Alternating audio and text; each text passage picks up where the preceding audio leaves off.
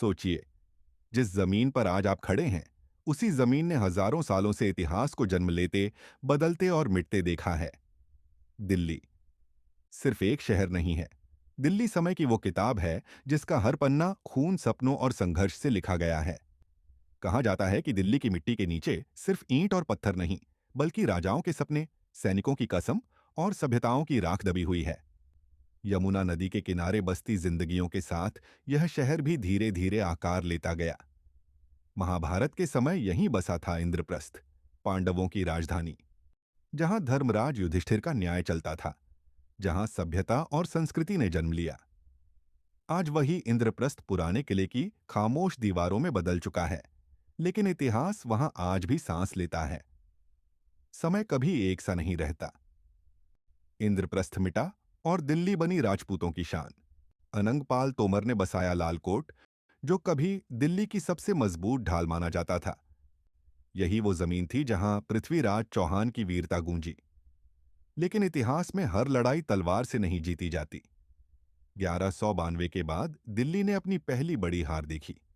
टूटी हुई तलवारें, गिरते हुए झंडे और एक युग का अंत। इसके बाद दिल्ली ने एक नई सत्ता को जन्म दिया, दिल्ली सल्तनत। कुतुबुद्दीन ऐबक के साथ दिल्ली का चेहरा बदलने लगा। कुतुब मीनार सिर्फ एक मीनार नहीं थी, वो इस बदलाव की सबसे ऊंची घोषणा थी।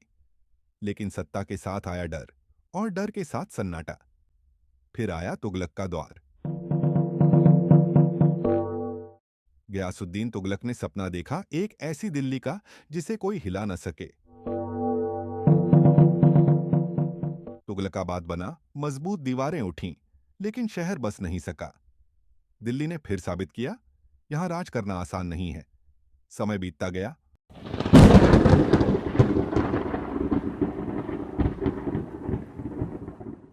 और फिर आया मुगलों का स्वर्ण युग।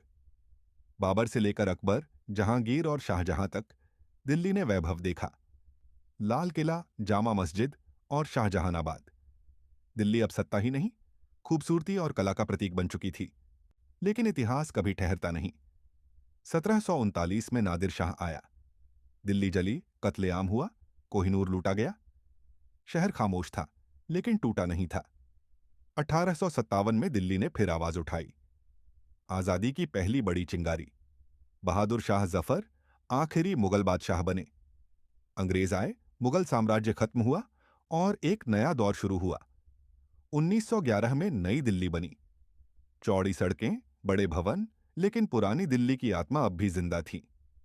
1947 आया। देश आजाद हुआ, लेकिन बंटवारे का दर्द दिल्ली ने सबसे ज्यादा सहा। लाखों लोग आए, लाखों चले गए।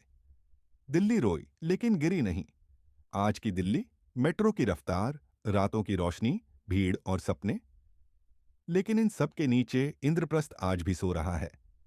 दिल्ली को कई बार उजाड़ा गया, कई बार बसाया गया, लेकिन हर बार ये शहर फिर खड़ा हुआ। क्योंकि दिल्ली सिर्फ ईंट पत्थर का शहर नहीं है। दिल्ली वो जज्बा है जो टूटकर भी हार नहीं मानता। और शायद इसीलिए कहा जाता है, दिल्ली को जिसने समझ लिया, उसने हिंदुस्तान को समझ लिया।